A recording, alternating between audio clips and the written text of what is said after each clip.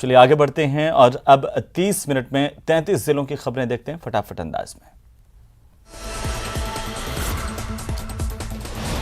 Mid day meal के वितरण में आयकर चोरी मामले की जांच कर रही टीम की कार्रवाई पूरी हुई तो मासूमों के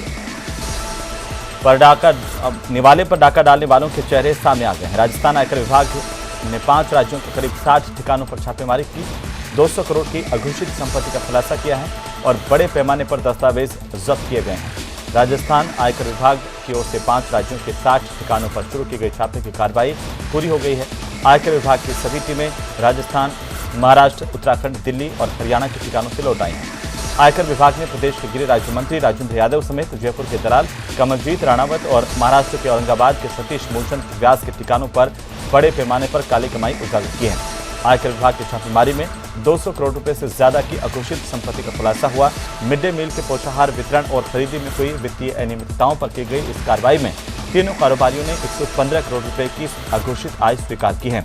आयकर विभाग के सूत्रों के मुताबिक जयपुर के दलाल कमलजीत राणावत ने 75 करोड़ रुपए की अघोषित आय स्वीकार की है, जबकि मंत्री राजेंद्र यादव के परिजनों ने 20 करोड़ और औरंगाबाद के सतीश मूलचंद व्यास ने 20 करोड़ रुपए की अघोषित आय आयकर विभाग के सामने सरेंडर की है। आयकर विभाग की छापेमारी में 6.5 करोड़ रुपए की नकदी और बेशकीमती जेवरात भी जब्त किए गए हैं। मिड डे मील योजना के पोषाहार में कमीशनखोरी के खेल को उजागर करते हुए छापे की इस कार्रवाई में बड़े पैमाने पर दस्तावेज जब्त किए गए हैं। आयकर विभाग के सूत्रों के मुताबिक सतीश मूलचंद व्यास की ओर से कई राज्यों में पोषाहार वितरण योजना में खुलेआम कमीशनखोरी का गोरखधंधा किया गया।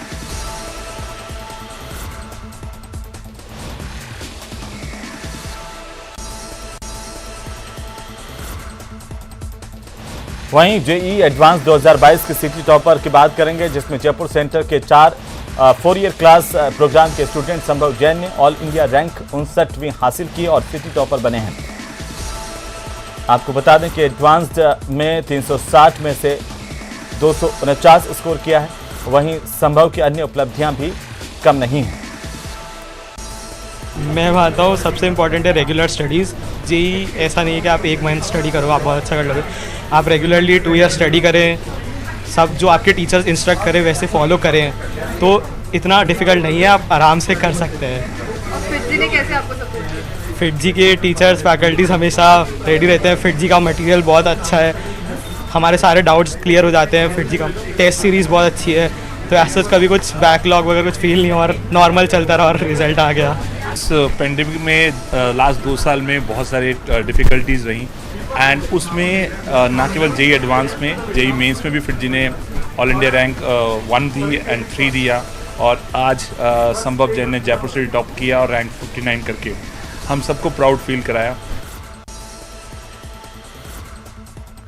तो भारतीय जनता पार्टी के प्रदेश अध्यक्ष सतीश पूनिया पोखरण पहुंचे और यहां पर ज्वाला माता मंदिर से बाबा रामदेव की समाधि के दर्शन करने के लिए पदयात्रा की शुरुआत की। बाबा रामदेव मंदिर में पहुंच करके विशेष पूजा अर्चना की। वैसे 6 सितंबर को यह पदयात्रा होनी थी, लेकिन पूनिया 5 दिन बाद पदयात्रा यहां पर करने के लिए पहुंचे, तो जगह जगह सतीश पूनिया का भव्य स्वागत किया गया। से इच्छा थी, बल्कि विधानसभा चुनाव के परिणाम के बाद से आज वो साकार हुई है, भले ही किसी रूप में, लेकिन लोक देवता हमारे आस्था के प्रतीक हैं। हम समर्पित और संकल्पित होकर समाज जीवन के लिए काम करते हैं, तो उनसे आशीर्वाद और ऊर्जा लेकर काम करते हैं। उधर कांग्रेस ने ईआरसीपी पर अमित शाह की ओर से कुछ भी नहीं बोलने को लेकर के उन्हें आड़े हाथ में लिया था, और इसी मामले में दौसा से बीजेपी सांसद जसकौर मीणा ने अब कहा है कि जब तक राज्य की सरकार ईआरसीपी की नई डीपीआर तैयार नहीं करेगी, दौसा को कमांड एरिया में नहीं शामिल करेगी, तब तक ईआरसीपी की डीपीआर केंद्र सरकार मंजूर नहीं करेगी। वो डीपीआर ऐसा बना है, उसमें दौसा जिला कमांड एरिया से बाहर कर दिया और केवल सवाई माधोपुर और धौलपुर जिले को ही कमांड एरिया लिया। इसका मैंने लोकसभा में विरोध किया, और लोकसभा में विरोध ही नहीं किया बल्कि मंत्रालय जाकर के और यह भी बात दिखाई कि इस डीपीआर को कैंसिल करो और पुनः डीपीआर बनाओ। उसमें 13 जिले तो हैं ही, लेकिन मेरा दौसा जिला डार्क जोन होने के नाते इसको कमांड एरिया में जब तक शामिल नहीं करोगे तब तक डीपीआर भारत सरकार मंजूर नहीं करेगी। तो वहीं कांग्रेस विधायक का वीडियो सोशल मीडिया पर वायरल हो रहा है। जो 2 सितंबर का बताया जा रहा है। मसूदा विधानसभा क्षेत्र से कांग्रेस के विधायक राकेश पारिक वायरल वीडियो में कहते हुए नजर आ रहे हैं कि सचिन पायलट के लिए उनकी चमड़ी तक उधर जाए और खून का आखिरी कतरा भी देना पड़े तो वे तैयार हैं। वायरल वीडियो जिले के भिनाय कस्बे में आयोजित विशाल भजन संध्या का बताया जा रहा है। खून तो बहुत छोटी बात है, लेकिन पायलट साहब के अगर मेरी चमड़ी का एक एक खून का कतरा भी जरूरत पड़े तो उस नेता के लिए देने को तैयार।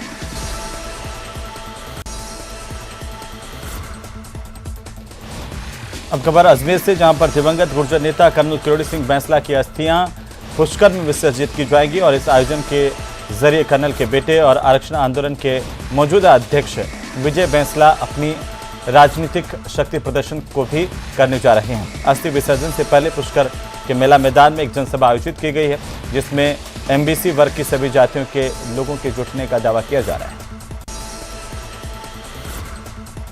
झुंझुनू के गुड़ा गांव में मंत्री राजेंद्र सिंह गुढ़ा के बेटे शिवम के जन्मदिन पर हुए अश्लील डांस को लेकर अब बीजेपी ने हमला बोला है। पूर्व विधायक शुभकरण चौधरी का मामले में बयान सामने आया। शुभकरण चौधरी ने कहा कि जनप्रतिनिधि या फिर उसके बेटे का जन्मदिन सामाजिक सरोकार निभाकर होना चाहिए, जिससे समाज में अच्छा संदेश जाए। उदयपुर की जनता का दुर्भाग्य देखिए, एक व्यक्ति जो अपने आप को जनता का सेवक कह रहा है, जनता के समाज के को शिक्षा देते हैं, विकास करने की बातें करते हैं, और उसी मंच पर रात को बार बालाएँ, विदेशी नृत्यांगनाएँ, नचनियाँ नाचती हैं। इससे बुरी बात कोई हो नहीं सकती। उदयपुर के विधायक राजेंद्र गुढ़ा के बेटे के जन्मदिवस के अवसर पर जिस प्रकार से अर्धनग्न वस्त्रों में विदेशों से महिलाएं बुलाकर नचाई गई, जो कि एक सभ्य समाज के लिए बड़े ही शर्म की बात है। प्रदेश में सोमवार से राजीव गांधी ग्रामीण ओलंपिक खेलों का दूसरा चरण शुरू होगा। झुंझुनू में ब्लॉक स्तरीय मुकाबलों की तैयारी पूरी कर ली गई है। झुंझुनू ब्लॉक की तैयारियों को लेकर के एसबीईओ अशोक कुमार ने शारीरिक शिक्षकों, रेफरी और आयोजन के अन्य सहयोगियों की एक बैठक ली और आवश्यक दिशा निर्देश दिए हैं।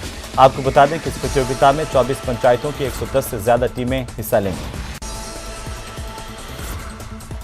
उधर राजसमंद में भी गौवंश के 14,000 से ज्यादा लंपी बीमारी से ग्रसित होने की खबर है।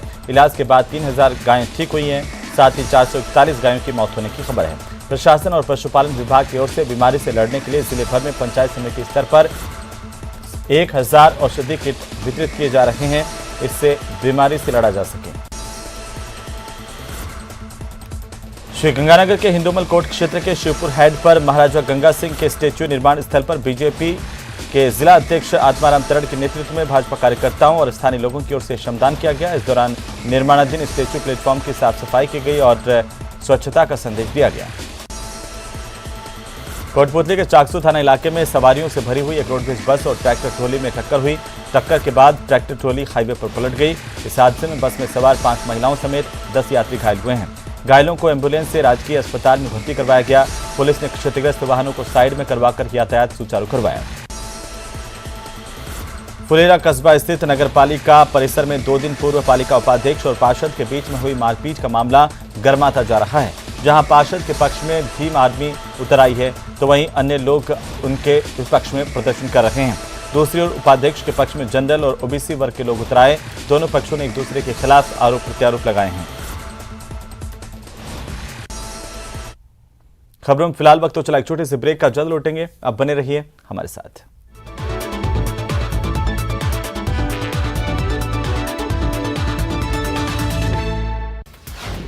पूनिया का कांग्रेस पर प्रहार, ईआरसीपी पर जसकौर की 2 टूक, मनमानी पर मदेरना मोर्चा, गिरफ्त में कृपाल के हत्यारे, कोटा कोचिंग का फिर बजा डंका। शाम जंगल जानवरों के लिए है और उनके रिहायशी इलाकों में इंसानों का दखल जितना कम हो, वो उनकी सेहत के लिए उतना ही अच्छा है। इसी वजह से वन्य जीव प्रेमी रणथंभौर टाइगर रिजर्व में फुल डे और हाफ डे सफारी का विरोध कर रहे थे और अब ऐसी खबर आ रही है कि उनकी मांग जल्द पूरी हो सकती है। राजस्थान में रणथंभौर टाइगर रिजर्व के अंदर फुल डे और हाफ डे सफारी के ऊपर अंकुश लगाने की वन विभाग ने तैयारी कर ली है। एक लंबे अरसे से वन्यजीव प्रेमी फुल डे और हाफ डे सफारी का विरोध करते रहे हैं। उनका यह मानना था कि पूरे दिन भर और आधे दिन तक जो पर्यटक हैं जंगल के अंदर वन्य जीवों पे और ख़ास तौर पर बाघों के जीवन के ऊपर नकारात्मक असर डाल रहे हैं। रणथंभौर टाइगर रिजर्व देश के सर्वश्रेष्ठ टाइगर रिजर्व में से एक है। देश के अलग अलग हिस्सों के साथ साथ यहाँ दुनिया भर से पर्यटक बाघ देखने के लिए आते हैं। पर्यटक यहाँ पर हाफ डे और फुल डे सफारी के जरिए बाघों को नजदीक से देखते हैं, लेकिन इंसानों की आवाजाही की वजह से बाघों को परेशानी का सामना करना पड़ता है और उनकी आवाजाही भी प्रभावित होती है। इसी वजह से वन्यजीव प्रेमी लंबे अरसे से यहाँ सफारी बंद करने की मांग करते रहे हैं। इस मांग को देखते हुए 15 दिन पहले ही फुल डे और हाफ डे सफारी बंद करने का ऐलान तो कर दिया गया है, लेकिन मुख्य वन्यजीव प्रतिपालक का कहना है कि उनको ऐसा कोई आदेश जारी नहीं हुआ है। लिखित में आदेश नहीं आने की वजह से पर्यावरणविद नाराज हैं और कह रहे हैं कि अगर इस मामले में तुरंत कार्रवाई नहीं हुई तो वे अदालत का दरवाजा खटखटाएंगे। इससे जानवरों पे जो प्रेशर आ रहा था वो बहुत कम होगा। सुबह से लेकर शाम तक जानवर गिरा पड़ा रहता है टूरिस्ट से। दैट इज बहुत सराहनीय काम हुआ है ये। एंड इसके साथ साथ यदि आदमी को 24 घंटे टाइगर देखना तो वो जू चला जाए। तो हमको जंगल चाहिए, जानवर चाहिए, not cost of tourism. Tourism चाहिए हमको, लेकिन नॉट कॉस्ट ऑफ जानवर। बाघों के घर रणथंभौर में प्रमुख सचिव वन शिखर अग्रवाल जी ने हाफ डे और फुल डे सफारी को पूर्णतया बंद करने के आदेश दे दिए। उसके बाद भी वन्यजीव प्रशासन, राजस्थान सरकार अभी तक भी one day full day safari पर रोक लगाने के आदेश नहीं निकाल रहा है। Half day full day safari का राजस्थान के सारे वन्यजीव प्रेमी विरोध कर रहे हैं। रणथंभौर वन्यजीव अभयारण्य से वन विभाग को भारी आमदनी होती है। आपको बता दें कि 80 बाघों वाले रणथंभौर टाइगर रिजर्व में 10 जोन में 5 जोन में फुल डे और हाफ डे सफारी की अनुमति है। फुल डे सफारी के लिए भारतीयों को 54,505 रुपए देने होते हैं। फुल डे सफारी के लिए विदेशी लोगों को 70,214 रुपए देने होते हैं। हाफ डे सफारी के लिए भारतीयों को जहां 27,000।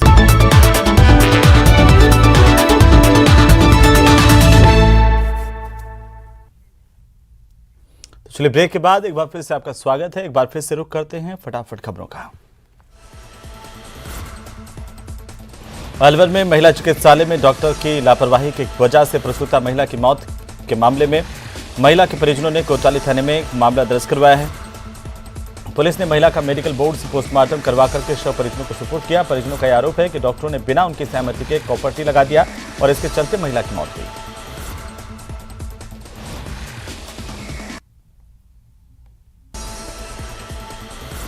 ग्रामीण ओलंपिक खेलकूद प्रतियोगिताओं के दूसरे चरण में धौलपुर में ग्राम पंचायत स्तर पर विजेता बनी टीमें ब्लॉक स्तर पर भाग लेंगी, जिसके लिए बाड़ी उपखंड मुख्यालय के ब्लॉक शिक्षा अधिकारी कार्यालय पर रजिस्ट्रेशन के बाद खिलाड़ियों के लिए ड्रेसों का वितरण किया गया। प्रतियोगिता में भाग लेने वाली विभिन्न टीमों के बीच खेलकूद प्रतियोगिताएं करवाई जाएंगी।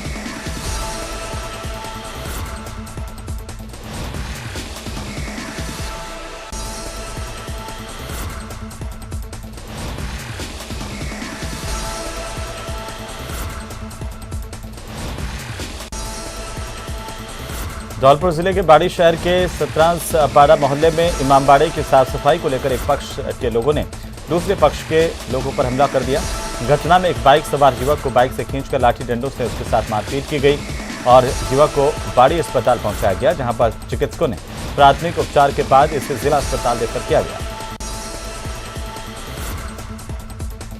जोधपुर में इकरा नाम की एक मुस्लिम युवती ने अपने प्यार की खातिर हिंदू धर्म को स्वीकार कर इकरा से इशिका वर्मा बन गई।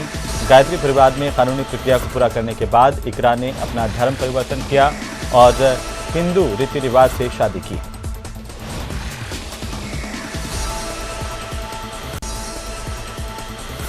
भीलवाड़ा शहर के सरकारी स्कूल के बाहर मामूली सी बात को लेकर छात्रों के 2 गुट आपस में भिड़ गए और इसके बाद 4 छात्र गंभीर रूप से घायल हुए हैं। जिन्हें अस्पताल में भर्ती करवाया गया। वहीं सूचना पर अस्पताल पहुंचे पुलिस की पूछताछ में सामने आया कि जब सरकारी स्कूल के मुख्य द्वार के बाहर मारपीट का माहौल चल रहा था, उस वक्त शिक्षक मौजूद होकर के वहां पर चुपचाप ये पूरा दृश्य देख रहे थे। कोटा ग्रामीण की खातौली थाना पुलिस ने अवैध हथियारों के साथ 2 शातिर बदमाशों को गिरफ्तार किया। पुलिस की टीम ने पार्वती नदी के पास नाकाबंदी के दौरान दोनों आरोपियों को गिरफ्तार किया है। आरोपियों के कब्जे से एक अवैध देसी पिस्टल, 2 कारतूस, वारदात में प्रयुक्त मोटरसाइकिल भी बरामद की गई। करौली में जिला अस्पताल स्थित लैब में निःशुल्क जांच योजना के तहत संचालित लैब का टेंडर खत्म होने से करीब 40 तरह की जांचें प्रभावित हो रही है और इसके चलते निःशुल्क जांच योजना बंद पड़ी हुई है। लैब बंद होने की वजह से रोगियों को निजी लैब के चक्कर लगाने पड़ रहे हैं। इसके चलते समय और धन दोनों की बर्बादी हो रही है। उदयपुर के बड़ी तालाब में नहाते वक्त डूबे युवक का शव आखिरकार मिल गया है। सिविल डिफेंस और एसडीआरएफ की टीम ने सर्च ऑपरेशन शुरू किया था और इसके बाद शव को ढूंढकर बाहर निकाला गया।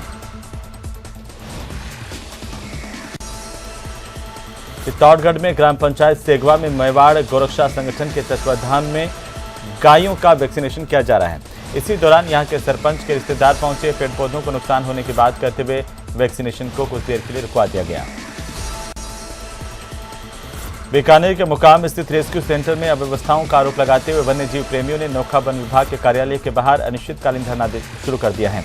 अखिल भारतीय जीव रक्षा विश्नोई महासभा के अध्यक्ष के नेतृत्व में यह धरना दिया जा रहा है। इस दौरान रेस्क्यू सेंटर से दोषी कर्मचारियों को हटाने, सीसीटीवी कैमरे लगाने और चिकित्सक नियुक्त करने की मांग की गई है। चूरू जिले के सरदार शहर के पास एक ट्रैक्टर ने बाइक को टक्कर मारी। हादसे में घायल युवक को चूरू के राजकीय भरतिया जिला अस्पताल में भर्ती करवाया गया, जहां पर उसका इलाज जारी है। चूरू जिले की सुजानगढ़ तहसील के गांव कानोता से 2 आरोपियों के कब्जे से बरामद 1,23,000 के नकली नोट के मामले में एसपी ने बड़ा खुलासा किया है। इन बदमाशों का गिरोह अब तक चूरू और आसपास के क्षेत्र में करीब 5 से 6 लाख रुपए के नकली नोट खपा चुका है। इन्होंने अधिकतर छोटे व्यापारियों को निशाना बनाया था। आरोपियों को कोर्ट में पेश कर रिमांड पर लिया गया है। कांग्रेस की ओर से निकली एक यात्रा बांसवाड़ा से जयपुर के लिए रवाना हुई, जो स्वराज की अवधारणा को लेकर निकाली जा रही है। इस दौरान स्वराज संदेश संवाद पदयात्रा के माध्यम से बीज स्वराज, मृदा स्वराज, जल स्वराज और इन सब में अति महत्वपूर्ण वैचारिक स्वराज जैसी अमूल्य निधि और विरासत को बचाने की कवायद यात्रा के माध्यम से की जा रही है। इसी के साथ इस बुलेटिन फिलहाल इतना ही। नमस्कार।